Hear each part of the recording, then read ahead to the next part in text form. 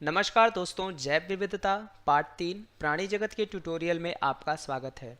इस ट्यूटोरियल में हम सीखेंगे प्राणी जगत, प्राणियों का परंपरागत वर्गीकरण और प्राणियों का वर्गीकरण। प्राणी जगत वनस्पतियों की तरह प्राणियों में भी अत्यधिक विविधताएं पाई जाती है। प्रकृति में रहने वाले जीवों की असीमित किस्में जैसे उनकी शरीर संरचना, उनके कार्य और निवास स्थान में कई विविध विशेषताएं दिखाई देती है। वर्गीकरण का आधार प्राणी जगत विविध जीवों में शामिल है। जानवरों के वर्गीकरण के लिए कुछ महत्वपूर्ण बुनियादी कसौटियां हैं। शरीर की संरचना और जानवर की सेलुलर संरचना, जानवर के शरीर संगठन की जटिलता, मेरुदंड का अभाव अथवा उपस्थिति, प्रचलन के अंग रचना तथा प्रकार। वर्गीकरण की श्रेणियां असमिति वाले प्राणियों में निम्न प्रकार से एक सममिति पाई जाती है। पहला, द्विपार्श्व सममिति जैसे मेंढक, चूहा, मनुष्य आदि। दूसरा, अरीय सममिति जैसे हाइड्रा, तारा मछली आदि। तीसरा, चक्रीय सममिति जैसे समुद्री खीरा के कुछ प्रकार में। पृष्ठरज्जु का अभाव तथा उपस्थिति के अनुसार प्राणी अपृष्ठरज्जु होता है। उनमें वह आगे मेरुदंड एवं अंतः कंकाल में विकसित होता है। उपरोक्त विशेषताओं के आधार पर प्राणी जगत के महाकाय प्राणियों का वर्गीकरण किया गया है। अमेरुदंडीय प्राणी निम्नलिखित समूहों में विभाजित हैं: छिद्रधारी, आंतरगुहीन, चपटे कृमि, गोल, सखंड कृमि, संधिपाद, मृदुकवचधारी और कांटेदार त्वचा वाले। अमेरुदंडी प्राणी निम्नलिखित समूहों में विभाजित है: प्रोटोकार्डाटा, वर्टिब्रेट। संघ मेरुदंडीय प्राणी निम्नलिखित समूहों में विभाजित है: मत्स्य, उभयचर, सरीसृप, पक्षी और स्तनधारी। संघ छिद्रधारी सरलतम बहुकोशिकीय समुद्री जानवर स्पंज के रूप में जाना जाता है। ये अप्रचलनशील जीव अपने आधार को पकड़े रहते हैं, जो मुख्यतः समुद्री जलचर प्राणी है। इनके शरीर पर असंख्य सूक्ष्म छिद्र होते हैं, जिन्हें ऑस्टिया कहते हैं। मुख्य स्थान पर एक बड़ा छिद्र होता है, जिसे आस्कुलम कहा जाता है, और शरीर पर छोटे कंटक पाए जाते हैं, उदाहरण साइकॉन और स्पोंजिला। संघ आंतरगुहीन ये सभी जलचर तथा प्राय समुद्रवासी होते हैं। ये अरीय वाले द्विस्तरीय कोशिकाओं के आवरण युक्त शरीर वाले प्राणी हैं।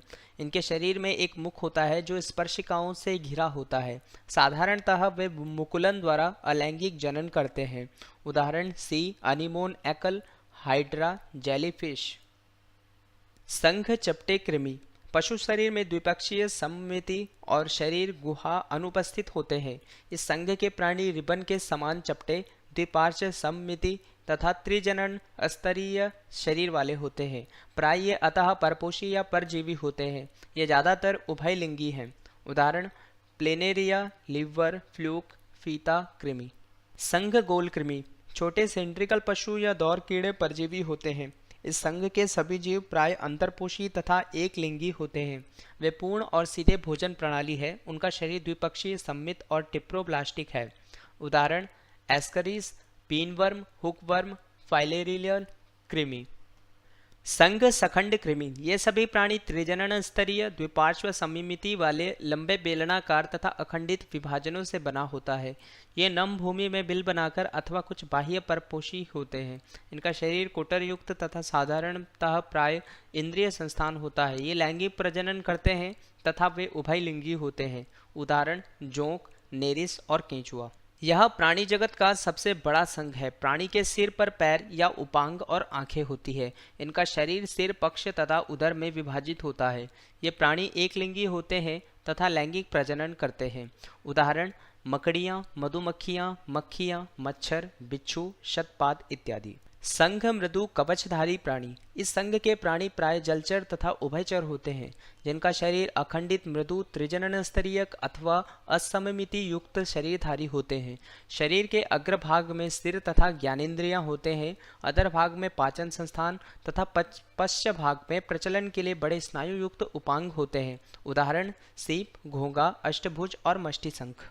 संघ कांटेदार त्वचा वाले प्राणी इस संघ के सभी प्राणी जलचर प्राय समुद्री आवास वाले एक लिंगी तथा त्रिजनन स्तरीय से बने कांटेदार बाह्य कंकाल से ढके शरीर वाले होते हैं।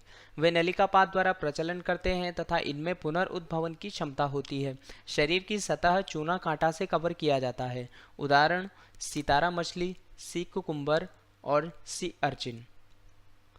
संघ सामीर रज्जुमंत इस संघ के प्राणी समुद्री जलचर अथवा बिल में निवास करने वाले मृदु बेलनाकार अखंडित त्रिजनन स्तर तथा द्विपार्श्व सममिति वाले होते हैं। इनमें केवल भ्रूण अवस्था में पृष्ठरज्जु पाया जाता है। वे क्लोम द्वारा श्वसन करते हैं तथा लैंगिक विधि से जनन करते हैं। उदाहरण बॉल नो ग्लासस। संघ मेरुदंडीय। इन सभी प्राणियों में पृष्ठरज्जु होता है जिसमें मेरुदंड मस्तिष्क करोटी का विकास होता है। इसमें मेरुरज्जु से तंत्रिका तंत्र का विकास होता है। वे क्लोम अथवा फेफड़ों द्वारा श्वसन क्रिया संपन्न करते हैं। इनका शरीर सिर, गर्दन, धड़ तथा पुच्छ से विभक्त होता है। उदाहरण मत्स्य, उभयचर, सरीसृप, पक्षी और स्तनधारी। मत्स्य। ये सभी प्राणी जलचर होते हैं तथा जलीय अधिवास के लिए इनका शरीर अनुकूल होता है। यह नौकाकार शरीर जल में तैरते समय जल को चीरने के लिए उपयुक्त होता है। शरीर सल्कों से ढका होता है और ये शीत रक्त वाले प्राणी है। उदाहरण डॉगफिश, रोहू मछली। उभयचर। इस वर्ग के प्राणी जल तथा स्थल दोनों पर ही निवास करते हैं। ये प्राय शीतल रक्त वाले प्राणी है। इनकी त्वचा पर शल्क नहीं होते। त्वचा अत्यंत चिकनी तथा श्लेष्मल ग्रंथियों द्वारा निर्मित होती है। श्वसन फेफड़ों या गिल द्वारा किया जाता है। वे पानी में अंडे देते हैं। उदाहरण मेंढक, टोड इत्यादि। सरीसृप। ये प्राय रेंगने वाले भूचर प्राणी हैं जो ज़्यादातर गर्म जलवायु में रहते हैं। इनके पाँव बहुत छोटे होते हैं या पाँव नहीं भी होते हैं। ये एक लिंगी होते हैं तथा आंतरिक निषेचन संपन्न करते हैं। इनका हृदय 3 कक्षों से बना होता है, परंतु मगरमच्छ का हृदय 4 कक्षों से बना होता है। ये केवल फेफड़ों द्वारा श्वसन करते हैं। उदाहरण कछुआ, छिपकली, गिरगिट, उड़ने वाली वायवीय छिपकली। पक्षी। ये सभी प्राणी एकलिंगी, अंडज तथा उष्ण रक्त वाले होते हैं। ये पूर्णतया वायवीय अधिवास के लिए अनुकूलनशील होते हैं। इनके अग्रपद पंखों में रूपांतरित हो गए हैं। पंजे नाखून युक्त शल्कों से ढके होते हैं। इनका शरीर नौकाकार तथा खोखली हड्डियों के अंतक कंकाल के कारण अत्यंत हल्का होता है। इनका हृदय 4 कक्षों का होता है और ये फेफड़ों द्वारा श्वसन करते हैं। उदाहरण सभी प्रकार के पक्षी। स्तनधारी। ये अत्यंत विकसित तथा प्राय भूचर प्राणी है। ये बच्चों को जन्म देते हैं तथा अपनी दुग्ध ग्रंथियों के स्राव से उनका पोषण करते हैं। ये फेफड़ों द्वारा श्वसन करते हैं। इनके हृदय में 4 कक्ष होती है। विभिन्न प्रयोजनों के लिए पेंटाडायल अंग इस्तेमाल किया जाता है। उदाहरण मानव, शेर, बाघ, कुत्ता, गाय आदि। यहाँ आपके लिए कुछ प्रश्न दिए गए हैं। कृपया विषय वस्तु को दोबारा पढ़ें और स्वयं हल करें। यह प्रोजेक्ट भारत सरकार के MHRD के ICT के माध्यम से राष्ट्रीय साक्षरता मिशन द्वारा समर्थित है। अधिक जानकारी के लिए कृपया इस ईमेल एड्रेस पर संपर्क करें। हमसे जुड़ने के लिए धन्यवाद।